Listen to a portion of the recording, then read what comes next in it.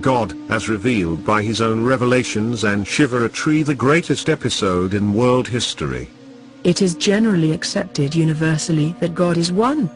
If God is one, his introduction should be only one. However, there are innumerable concepts of God that one becomes confused. Human saints and scholars have propounded many theories about God. Some say that God is formless, while others consider all creatures to be the forms or manifestations of God. According to some, God is incorporeal and never incarnates in a corporeal form, while others believe that he does incarnate, citing examples like Sri Krishna, Sri Rama, etc. The ancient sages of Brahma did a lot of spiritual endeavor and research on God and ultimately came to the conclusion that man cannot know the truth about God by his own efforts. In the final analysis, they said nati not this about him. The founders of religion had certain things in common about God's form and function, but it was merely implied and not distinctly clear. The form of God according to Hindus is oval-shaped as in the Shiv Lingam. Christ said God is kindly light. The flame of all lights takes an oval-shaped form, whether that be a candle or a deer. The Guru Granth Sahib of Sikh describe God as Ek Omkar Nirakar, that is, one incorporeal Supreme Lord, Ek Omkar. These are some examples of a common understanding among religions. There are those who say that God and souls are the same, whereas others consider God and the soul to be distinct entities. Besides all these concepts, there are other prevailing beliefs such as nature itself is God. I am God, Shivaham. The Brahma element, that is, the sixth element, is God. God's abode is in heaven. God is omnipresent, and so on.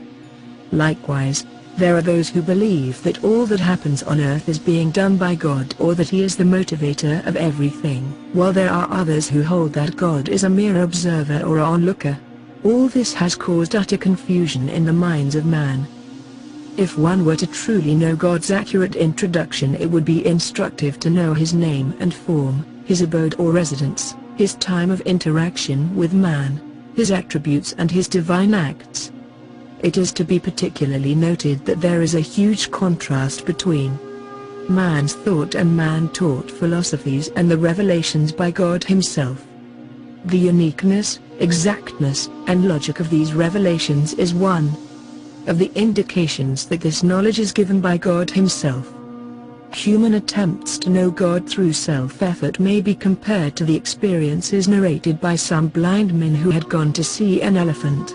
Each one of them had touched a part of its body like tail, trunk, ear, leg, back, etc., and, accordingly, described the elephant as a rope, snake, pillar and tool respectively. None of them was telling a lie, but due to their basic limitation of blindness, they could not give an exactly true description of the elephant. Similarly, human souls, due to their several basic limitations of the intellect, cannot perceive God and his creation through their own spiritual endeavor. For his accurate introduction we need to know God's name and form, his abode or residence, the time of his divine descent, his attributes and the divine acts of God.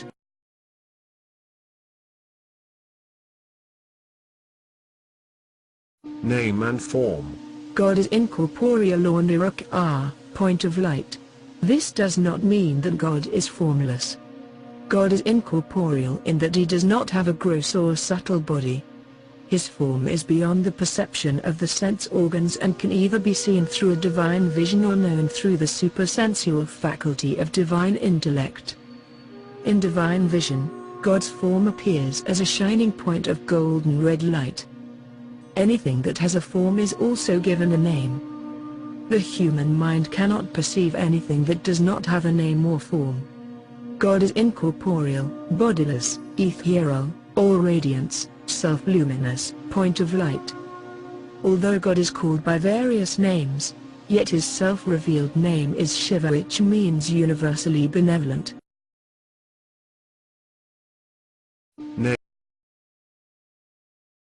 Abode or residence. God's abode is the uppermost region called the incorporeal soul world, which is far above this corporeal world of human beings, the sun, moon and stars. It is also called by such names as Brahmlok, Paramdam, Shantidam, Nirvandam. This is a dimension of an infinite expanse of golden red light.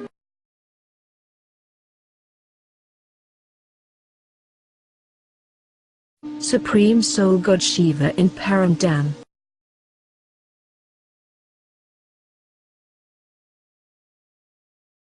Important divine attributes of God. God alone is all-knowledgeful or omniscient, omnipotent but not omnipresent. He has the knowledge of the entire universe and of every soul in the universe. That means he knows the total past, present and future of everything. He is described as the only one who is Trikaldashi in this regard. He is an ocean of peace, ocean of love, ocean of knowledge, ocean of bliss, remover of sorrow and bestower of happiness. He is beyond the cycle of birth and death. His attributes are unlimited and constant.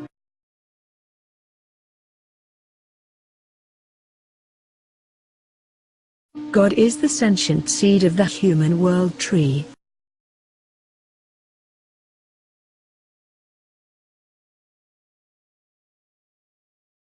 Divine acts of God. He is the creator and director of the world drama and performs the three divine acts of creation or re-establishment of the new world order, destruction of the old world order and sustenance of the new world.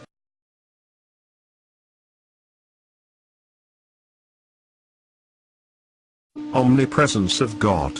Although there is eternal interaction between nature, soul and the Supreme Soul, they are distinct entities. The Supreme Soul does not become nature and does not become an ordinary soul or part of the human soul. Human souls who are actors in the world drama and God, the Supreme Soul who is its creator or director of the drama. Learned men of spiritual wisdom know that nature, human souls and Supreme Soul are all different from one another. Neither nature is the Supreme Soul nor is the Supreme Soul nature. Human souls live together and pray to the Supreme Almighty God for their welfare. Human souls come in the cycle of birth and death. The Supreme Soul does not. The Supreme is indivisible and cannot be part of the human soul. The Supreme Soul and the human soul are distinct entities. Both the Supreme Soul and souls are Jyoti Bindu or points of light, but the Supreme Soul is unlimited in his attributes.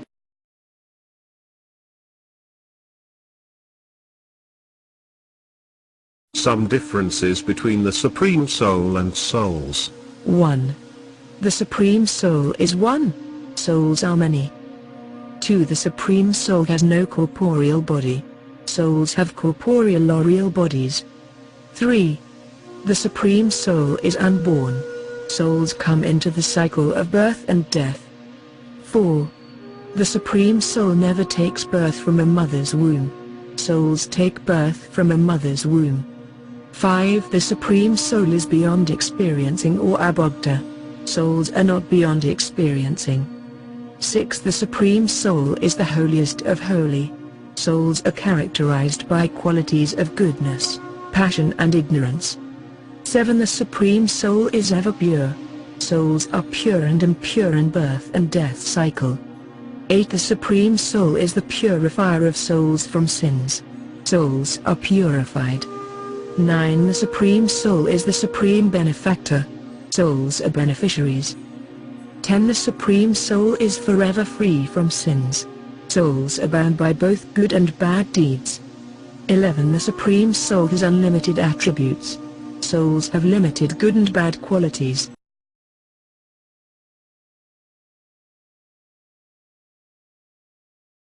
Time of God's descent. God descends at the confluence of the end of Iron Age and the beginning of the Golden Age of the world cycle of time. The duration of the whole cycle is 5,000 years. The end of the Iron Age is the time of maximum irreligiousness, unrighteousness and peacelessness. The time of God's divine descent on earth is celebrated as Shivratri on the path of devotion. Shivratri means the night of Shiva. It is not the ordinary night of the day and night period but the unlimited night of the darkness of the Iron Age called the night of Brahma. God's divine birth or incarnation. God has to descend on earth for revealing the knowledge for the new world to human beings. Being incorporeal and without a body of his own, he adopts a human medium through whose organ of speech he reveals the divine knowledge. He does not take birth as a child, like all human beings do from the womb of a mother. That would entail his coming in the cycle of birth and death. And under the influence of the law of karma. God is beyond the cycle of birth and death and beyond the law of karma. He incarnates by descending into the body of an elderly, experienced and designated person whom he adopts as a medium for transmission of godly knowledge. God gives him the divine name Prajapita Brahma.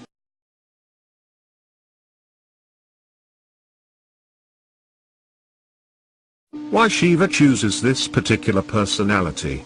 The incorporeal Supreme Soul Shiva knows about the three worlds and the life story, that is the horoscope, of life cycle of all souls. He knows which soul can be his vehicle or instrument by virtue of certain inherent qualities in it. He, therefore, takes again the human body of the one who once was Prajapita Brahma. Brahma is also known as creator, as Shiva Baba is called the creator. It is because he too had been an associate of and a major instrument for the work of creation of the golden aged world order out of the confused, anarchic and disorderly Iron Age. The time of God Shiva's divine descent on earth, which is celebrated as Shivratri, ushers in the new age or golden age, where there is the highest possible socio-economic and political system, where nature is also at its best because man is completely in harmony with himself and his surroundings. This golden age is called Paradise or Satya Yuga. When considered in this light, Shivratri is the most important episode in world history.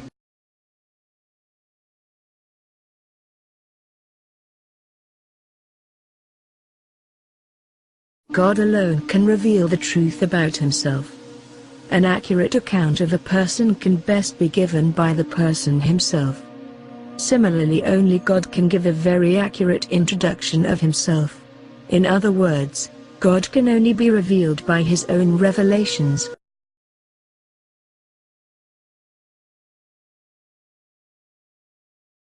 Dada had a series of divine visions, one of which God revealed himself as the knowledgeful God Shiva, ever blissful in nature. The eternal light, the benefactor and redeemer of the world. The whole event of God's advent, though incognito and mystical in its very nature, did not go wholly unnoticed. Dada, who had been an ardent devotee all these years of his life, had now been practicing intense contemplation and had developed a high degree of dispassion. The Supreme Soul had given Dada a number of visions. In one of these, he saw some star-like brilliant entities, descending from on high and taking corporeal form of a divine prince or princess, very beautiful in form, holy in spirit and majestic in grace. God Shiva, now lovingly for him Shiv Baba, said to him in a divine voice, "See the world in its golden age which you have to recreate." Dada was thrilled to see this vision, but he did not know how this world had to be created. Dada Lekraj now surrendered himself totally to God and his will, for the creation of the new world order, characterized by complete purity, unity, divinity, peace and prosperity. God Shiva had chosen him to be his corporeal medium for expression of his oracles.